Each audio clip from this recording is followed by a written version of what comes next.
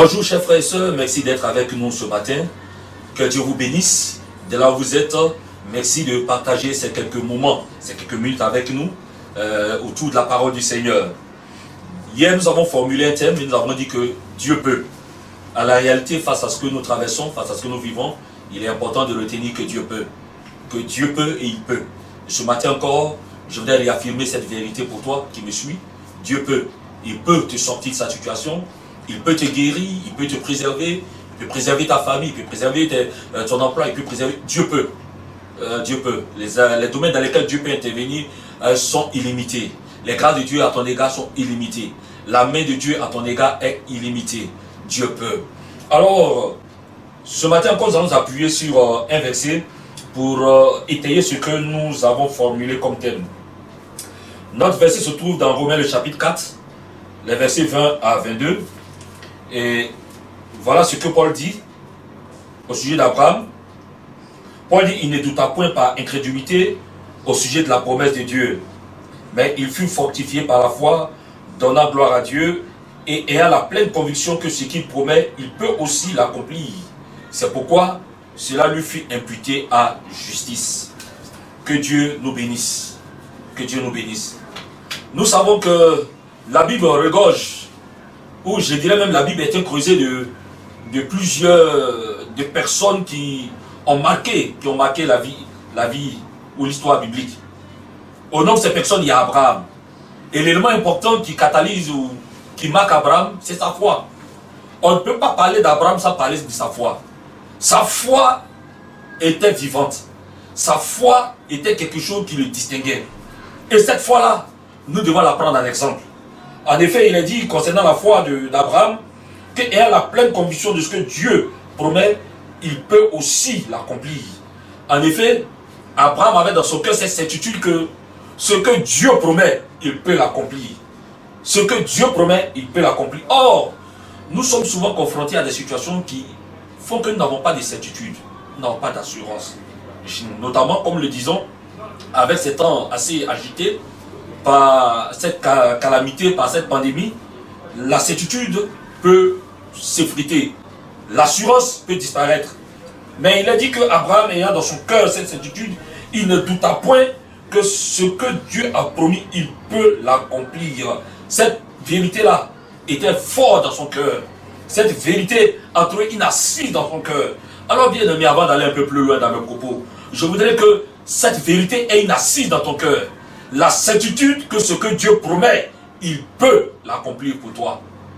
La certitude que ce que Dieu promet, il peut l'accomplir pour toi. T'a-t-il promis quelque chose? Il peut l'accomplir pour toi. Ce que nous savons, à la lumière des Écritures et à la lumière de ce que nous vivons, c'est que Dieu est capable de nous préserver de tout mal.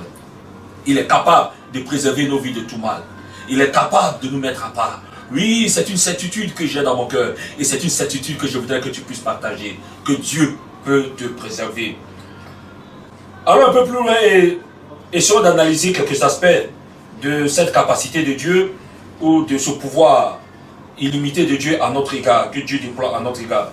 Oui, quand nous lisons Luc le chapitre 1, le verset 37, il a dit, rien n'est impossible à Dieu. Rien n'est impossible à Dieu. Rien n'est impossible à Dieu. Si Dieu peut,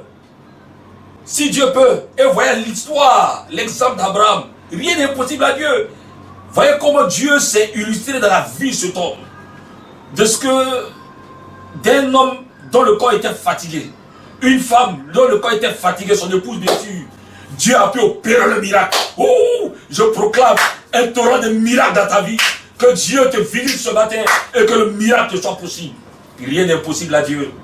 Rien n'était impossible à Dieu à l'égard de ce qu'il a formulé par rapport à Abraham. Qu'est-ce que Dieu a formulé pour toi? Rien n'est impossible à Dieu. Il peut l'accomplir. Il peut le réaliser. Il peut le faire. Alors saisis ça ce matin.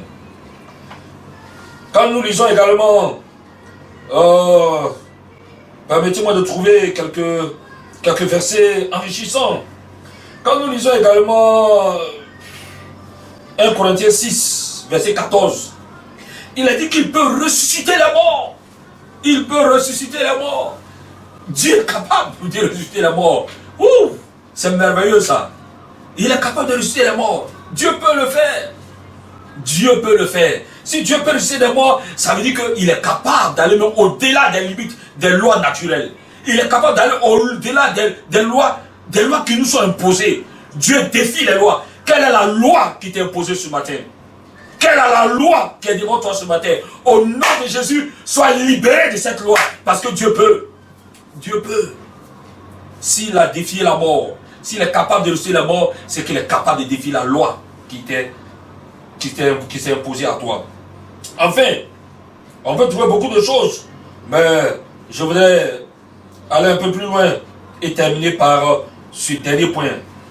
Selon Jude 1, verset 24, Jude dit ceci: à celui qui peut nous préserver de toute chute et nous faire paraître devant sa gloire irrépréhensible dans l'allégresse. Ça veut dire donc que Dieu peut nous préserver de toute chute. Ou, je dirais tout simplement, Dieu peut nous préserver de tout ce qui peut nous amener à être effondrés, à connaître une bassesse, à connaître ou à faiblir dans notre foi. Dieu peut nous préserver de cela. En effet, quand nous regardons aujourd'hui avec cette pandémie qui frappe, beaucoup ont faibli dans la foi. Oh, beaucoup ont tiédi dans la foi. Oh, mais Dieu peut nous relever de cela. Dieu peut nous relever de nos chutes. Dieu est capable de nous relever de nos chutes. Oui, souvenez-vous de ce cœur qui dit: qui peut nous relever de nos chutes? Qui me relève dans mes chutes? C'est Jésus-Christ. C'est lui qui peut te relever de tes chutes. Alors, Dieu peut, Dieu peut, Dieu peut, et il le fera pour toi. Je voudrais donc terminer en disant, il y a tellement de pensées, mais le temps qu'il nous a donné, qu'il nous a imparti arrive à son thème. Alors je veux conclure en disant tout ceci, que tout est possible à Dieu. C'est pourquoi nous ne devons pas craindre. Tout est possible à Dieu, c'est pourquoi nous ne devons pas laisser nos cœurs être remplis d'inquiétude. Je veux que tu aies la foi en Dieu, comme Abraham eut la foi en Dieu. Je veux que tu aies la foi en Dieu, comme ces héros de la foi. Je veux que tu aies la confiance, une confiance pleine en ton Dieu, parce qu'il peut tout pour toi. Et je prie qu'il puisse tout accomplir à ton Dieu. Alors, si tu le veux bien, prie avec moi maintenant. Seigneur, nous te bénissons pour ta bonne parole. Nous te bénissons, toi qui es capable de renouveler notre foi, qui es capable de donner encore de la vigueur à notre foi. Nous nous approchons de toi, nous te livrons nos foi face à cette pandémie qui frappe.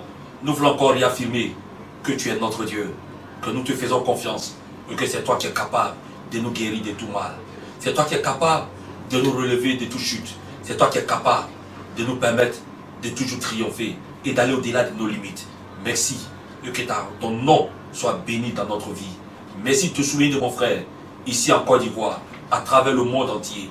Tous ceux qui sont en désarroi, tous ceux qui ont perdu espérance, Seigneur, tu es celui qui peut ranimer notre foi. Alors ravive la foi de tout un chacun et que ton Saint-Nom soit glorifié à jamais. Amen.